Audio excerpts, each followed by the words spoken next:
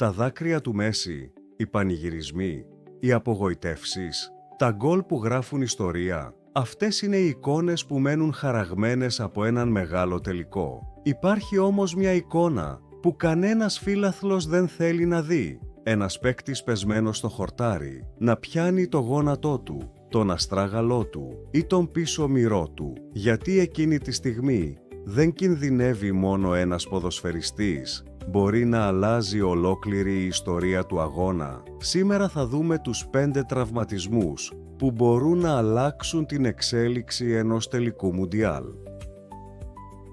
Γεια σας και καλώς ήρθατε στο Physio Podcast. Είμαι η Δέσποινα Κονταξή, φυσικοθεραπεύτρια. Στο προηγούμενο επεισόδιο είδαμε τους ημιτελικούς μέσα από μια διαφορετική οπτική. Σήμερα όμως θα πάμε ένα βήμα πιο πέρα, γιατί υπάρχουν τραυματισμοί που δεν επηρεάζουν μόνο έναν ποδοσφαιριστή, αλλά μπορούν να αλλάξουν ολόκληρη την εξέλιξη ενός τελικού. Και ο νούμερο 1 τραυματισμός της λίστας είναι αυτός που οι περισσότεροι φίλαθλοι φοβούνται περισσότερο, αλλά ίσως δεν είναι αυτός που νομίζετε. 5.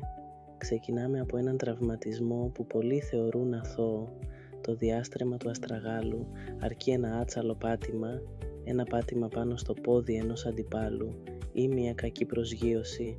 Ακόμη και αν ο παίκτης συνεχίσει να αγωνίζεται, κάθε αλλαγή κατεύθυνσης γίνεται πιο δύσκολη και όταν σε έναν τελικό χάνεις το πρώτο σου βήμα, μπορεί να χάσεις και τη φάση.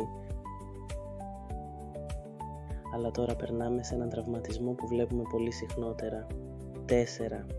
Οι προσαγωγοί δουλεύουν σχεδόν σε κάθε πάσα, σε κάθε δυνατό σουτ, σε κάθε αλλαγή κατεύθυνσης. Όταν κουραστούν, το σώμα αρχίζει να προστατεύεται και αυτό σημαίνει λιγότερη εκρηκτικότητα και μικρότερη αυτοπεποίθηση στις κινήσεις. Μέχρι εδώ μιλήσαμε για τραυματισμούς που πολλές φορές επιτρέπουν στον παίκτη να συνεχίσει. Η επόμενη όμως είναι πολύ πιο δύσκολη. 3. Η γάμπα είναι ο κινητήρας κάθε sprint. Όταν τραυματιστεί, ο παίκτης μπορεί να συνεχίσει να περπατά, αλλά δύσκολα θα μπορέσει να επιταχύνει όπως πριν και σε έναν τελικό μερικά εκατοστά του δευτερολέπτου είναι αρκετά για να χαθεί ένα γκολ. Οι 2 τελευταίοι τραυματισμοί είναι αυτοί που κάθε φυσικοθεραπευτής εύχεται να μην δει ποτέ σε έναν μεγάλο τελικό. 2. Το χαρακτηριστικό σημάδι, ο ποδοσφαιριστής σταματάει ξαφνικά, πιάνει το πίσω μέρος του μυρού, κοιτάζει προς τον πάγκο και συνήθως γνωρίζει ήδη τι έχει συμβεί. Οι οπίσθιοι μυριαίοι είναι απαραίτητοι για κάθε sprint. Γι' αυτό και ένας τραυματισμός σε αυτή την περιοχή οδηγεί πολύ συχνά σε άμεση αλλαγή. Και τώρα φτάνουμε στον τραυματισμό που μπορεί να αλλάξει όχι μόνο ένα τελικό, αλλά ολόκληρη την καριέρα ενός αθλητή. 1. Ο πρόστιος χιαστός σύνδεσμος είναι από τους πιο σοβαρούς τραυματισμούς στο ποδόσφαιρο. Το πιο εντυπωσιακό, πολλές φορές συμβαίνει χωρίς καμία επαφή.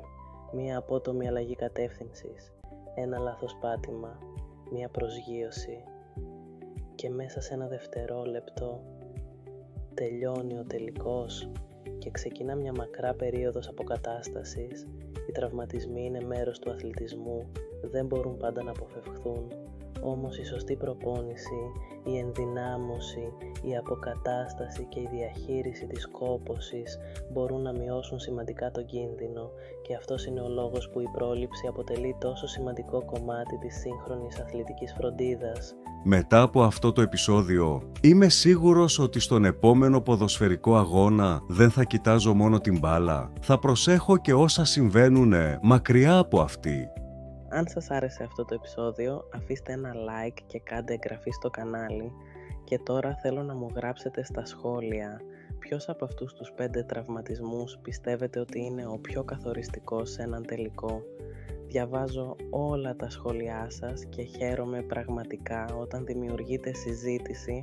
Και στο επόμενο επεισόδιο αφήνουμε για λίγο τα γήπεδα και πάμε στις ελληνικές θάλασσες. Μέχρι τότε, τι πρέπει να κάνετε αν σας δαγκώσει λαγοκέφαλος, ποια είναι τα σωστά βήματα των πρώτων βοηθειών και ποια λάθη μπορούν να κάνουν την κατάσταση χειρότερη. Θα τα δούμε όλα, βήμα-βήμα, βασισμένοι στις επίσημες οδηγίες πρώτων βοηθειών. Αν κάνετε καλοκαιρινές διακοπές ή αγαπάτε τη θάλασσα, αυτό είναι ένα επεισόδιο που πραγματικά αξίζει να δείτε. Να θυμάστε, το σώμα πάντα μας μιλάει, το θέμα είναι αν ξέρουμε να το ακούσουμε. Τα λέμε στο επόμενο Physio Podcast, γιατί βλέπουμε το σώμα διαφορετικά.